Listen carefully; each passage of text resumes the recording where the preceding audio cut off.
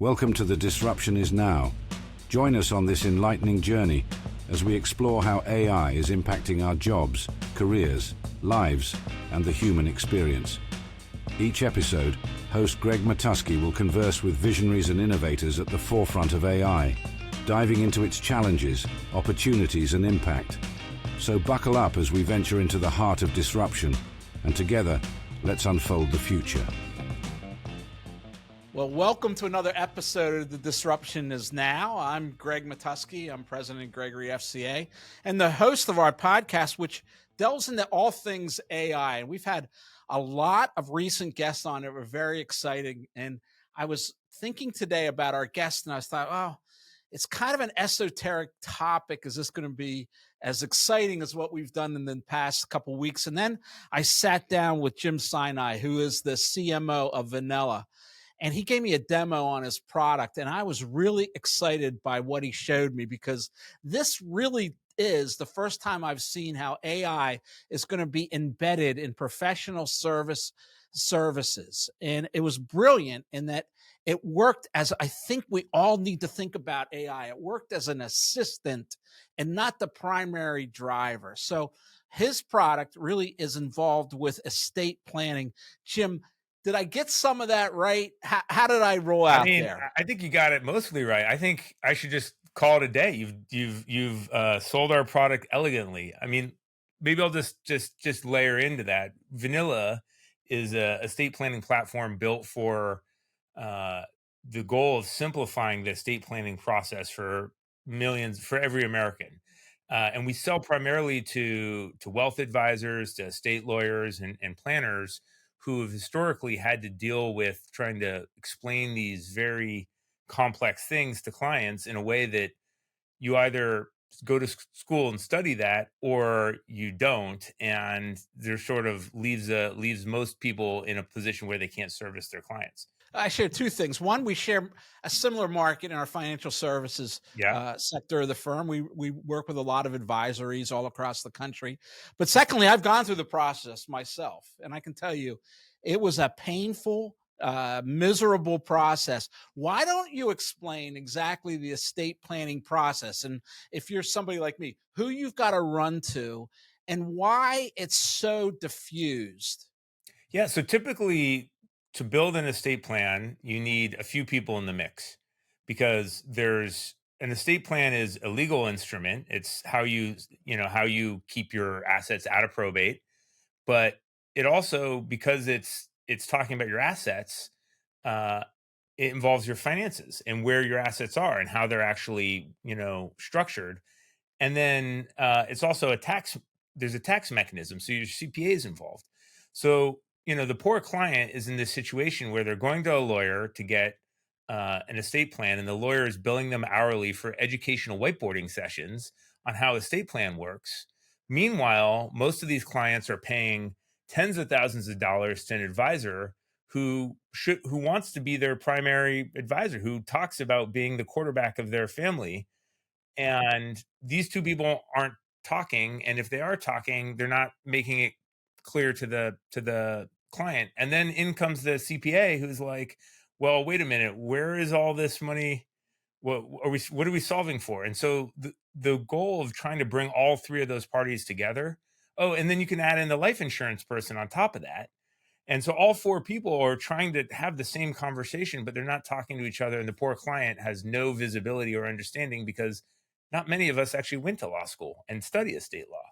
And here's the irony. Like, in my own world, I want my advisor to drive that process, right? I'm not using an attorney for other aspects of my life. And I buy insurance once or twice in my lifetime, right? But I want that individual that I have a relationship with the person I speak to every quarter, and that I have a shared portal with, that I review my investments. So tell me about that. Now put yourself in the driver's seat of the advisor, and tell me a little bit about Vanilla and how it allows that individual to be the center of my universe as a client. Yeah, so that's a great question, Greg. So what Vanilla is really meant to do is to do four things. First of all, to organize the estate information, the financial information, and the family information into one seamless platform that is not a static document. It's a living, breathing platform. And Because then, right now, typically, if you take that and you put it into your vault, right, online with your advisor, all that documentation, that's just a blob that's up there. The only way to access it is to download the PDF and read through it. There's yeah, and then nothing more. you gotta pour yourself a stiff drink and try and read 40 pages of legal text. Right, which So I get through a half page, Jim, and then yeah, I call so it a night. we take all that information and then we visualize it. Once because we're using AI to pull all that together and structure that data, then it's visualized, and then the advisor can literally walk through a map, an interactive map of how assets flow, with the conversation of the core conversations of are these the right fiduciaries that you want looking after your estate when you're gone, or being guardians of your children if you die? Or did you mean to give this much to your kids? One of the best stories I heard from an advisor is, you know he showed the estate plan to a client. The client was like, I had no idea that my kids, assuming I'm going to live another 15 years, my kids are going to inherit that much, and they don't need that much. And so let's have a conversation, you and me, about other ways that we can distribute my assets. And there's only three places that assets go when you die: your heirs, charity, or government. And when you give those options to a client, which one do you think usually gets pushed aside? Uh, The uh, government. uh, the government, Yeah. yeah, the I mean, government. yeah, I mean, look, I have no problem paying taxes, but if you gave me a choice between maximizing what I could give to charity or maximizing what I give to taxes, I'm probably gonna try and lean more into charity. So break this down because this is interesting to me. The whole debate is AI is going to take white collar jobs away, right? But what I hear you saying, and correct me if I'm wrong, is it really is just shifting emphasis, right? It's taking away from me having to call my estate attorney to get a question answered that'll bill me $800, right? And really moving it to that individual who I'm already paying and I feel more comfortable with and who knows the current status of my life because we have regular check-ins. So Yep. it's really not eliminating the estate attorney or that job. That human is still in the loop. He or she is still creating the document.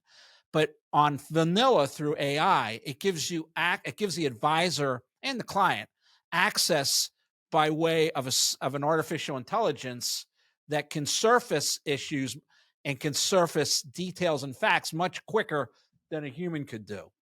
Yeah, so we that's exactly right. And we think about it from sort of two lenses. First of all, the power of AI to take unstructured data, which are these legal documents, and transform them into data that can live in software that can then be interacted with, and then integrated into other systems, or in this case integrated into a balance sheet, is incredibly powerful. And so the old way is you have to sit down, an advisor would have to sit down and spend hours reading a document to understand what's in it.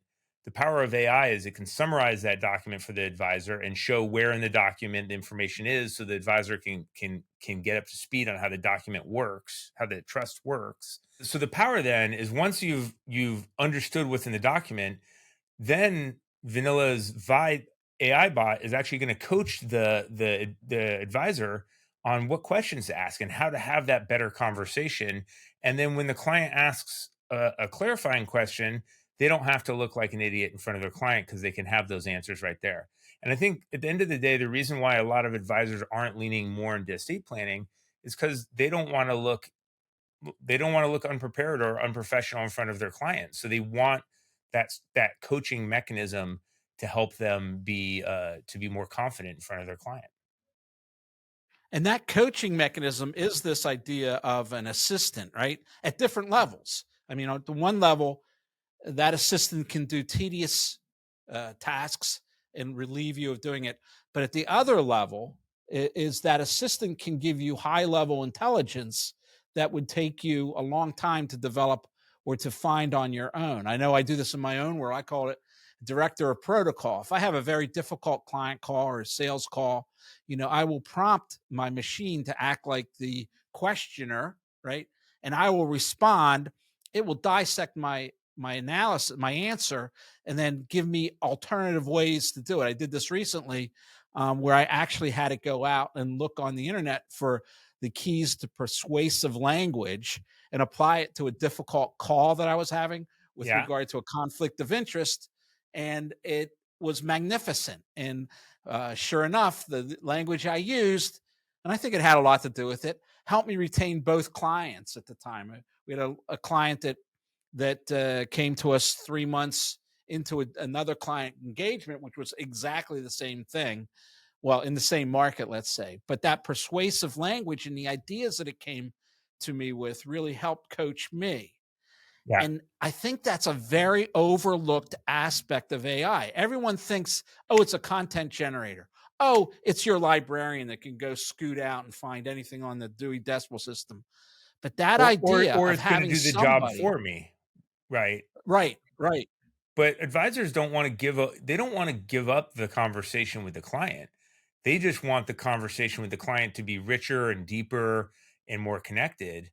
And they want to do it in a way that they still come off like a trusted advisor. And so to do that, they need to get coached on all these topics faster. And I have a lot of empathy for the role of an advisor. They have to be nails on the market. They have to be sharp on investment strategies and asset locations, but they also have to understand how the tax system works, how the estate law system works, and they have to understand how to work bring in the right resources. But as a client, what I know I want is, I don't, when I call you for with a question, I don't want you saying, well, let me call my estate planning friend. Just come back with, here's what I know and here's what I don't know, and let's go from there. Yeah, you're right. And you want that type of reliance. It also builds a much stickier relationship between the advisor. I mean, look, we went through the era of robo advisors, and that was a big threat. And then, oh, AI, it will create autonomous agents that'll adjust your portfolio on a daily basis. But don't you think on a one-to-one basis, when you have something as important as your estate or your finances, that you want a human being, even if it's just to assure you Yeah. that the strategy is still effective, right? So Um, so I'm like the perfect case of that, because I like to do my own investing. I like to think I'm smart enough to at least understand that I'm not going to beat the market, and I need to think about asset location and index funds and where my money is. And I use my advisor as a validator, but I'm not delegating it all to her. I call her like, is this the right strategy? Should I be selling covered calls? Should I be thinking about this trust structure? And that's her role in our relationship, is she's educating me and validating things that I'm thinking about, versus and helping me think about things I'm not thinking about, versus doing it all for me. Now let's go to another realm of this, because I think if you're listening, you're wondering, oh, but it's AI and AI hallucinates and AI makes mistakes. Tell us about this curated library that you've created and trained it upon to eliminate those types of Yeah. issues. So one of our company values at Vanilla is trust. And it's super important when we build software that we put trust as our first actually, it's our second value. Our first value is customer success and customer obsession.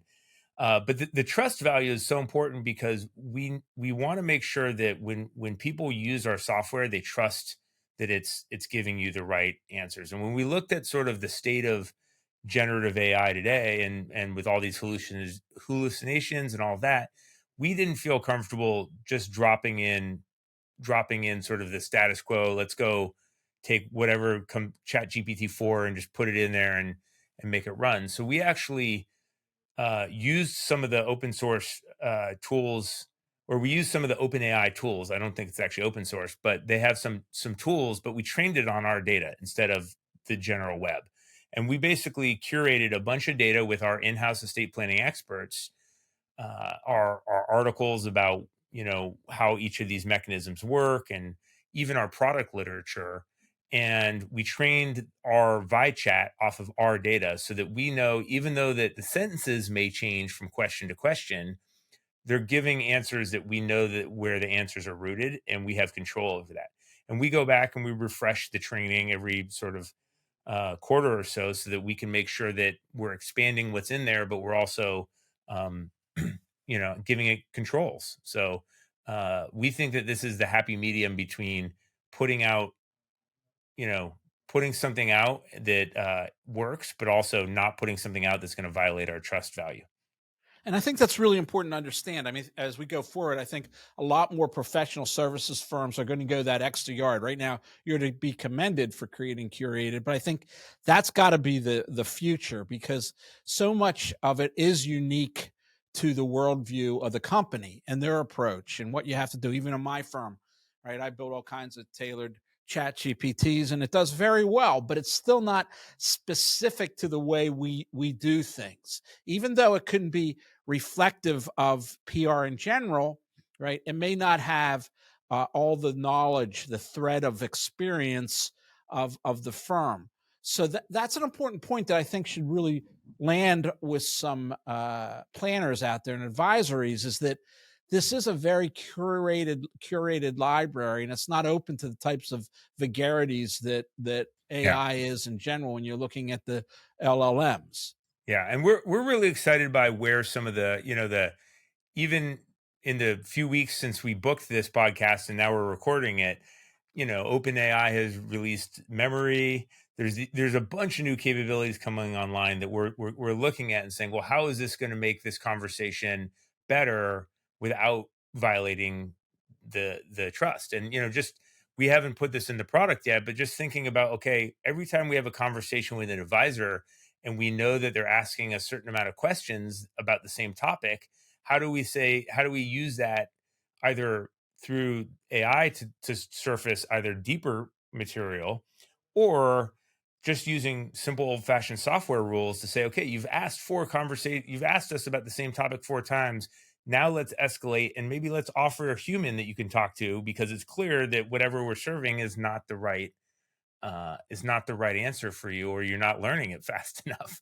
And so I think that the magic sweet spot in here is how do you use AI but marry it with traditional old fashioned rules and processes that allow you to develop that perfect user experience. Well, that is throughout the world. I mean, that's the big question, right? How do you create something? How do you inject and integrate something that's not software into software? And what rules do you take from software?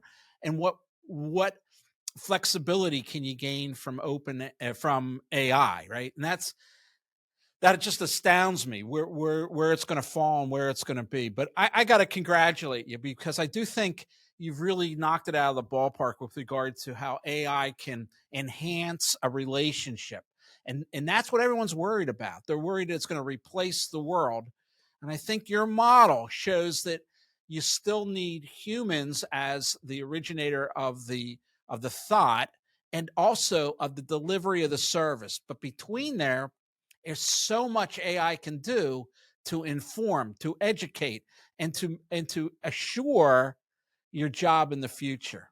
Yeah. Well, I mean, I would be remiss if I didn't give all the credit to the engineering team here at Vanilla. We have an amazing engineering team from firms like small little firms like Amazon, I've and heard of them. yeah, and a bunch of other great tech companies. That these people all came to Vanilla because they wanted to build something special, and they did all this work. So I just get the joy of being their spokesperson for it. Well, I want to thank you for being with us. I got one last question for you, because you did bring it up. You brought up the fact that we're on the heels of this historic week where so much was introduced last week, and sometimes I feel like I'm on a constant treadmill, just trying to stay up with it and learn it and appreciate it. So I'm going to ask you, Jim, how do you stay up on all this? How do you stay current to what's going on? There's so much that impacts what we do as business people, and where our culture is going, where our economy is going, where our industry is going. What are your tricks for staying current? I have sort of three things that I do. I try and find one or two podcasts that feel very current in their in covering tech news. And so take advantage of sort of those times alone that I have or working out to listen to some podcasts. That helps. I also, I'm a like I think part of being in modern world is you got to still read the news, even if they're not printed. So, usually between the New York Times and TechCrunch and a few other places, I can get a sense of what's going on. And usually that's my coffee break in mid morning. And then because I came out of big tech, I used to work at Salesforce, and I spend time just in chat groups with friends talking about this. And this is sort of some people like to geek out about investments. I geek out about technology, and all my friends who work in tech, this is what we talk about when we hang out. So those three things kind of triangulate to help keep me at least sharp enough where we are. I think that's good. Any suggestion on podcasts that I could follow? Well, it's not the All In podcast. I would say, it's a funny one because you're listening to four billionaires talk about life, and they have their own political views, and it's not news, but they do a pretty good job. Jason Calacanis does a pretty good job anytime something with AI drops, covering it. And I think so. That's one I would check out.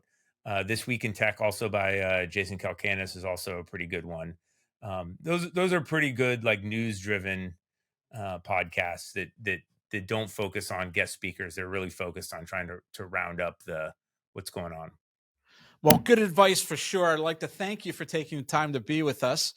This will come out here shortly, and I'm sure for the industry, it's going to be interesting to learn more about what you're doing and how you're doing it so effectively, and how you've managed to mix AI into the business services environment and really try to complement the relationship instead of erasing it or overrunning it. So I appreciate that, and congratulations. Thanks, Greg. Thanks for having us on. Take care. Take care. This podcast is a production of Gregory FCA. If you enjoyed our discussion today and want to continue exploring the transformative power of AI, please check out more episodes and subscribe wherever you listen to podcasts.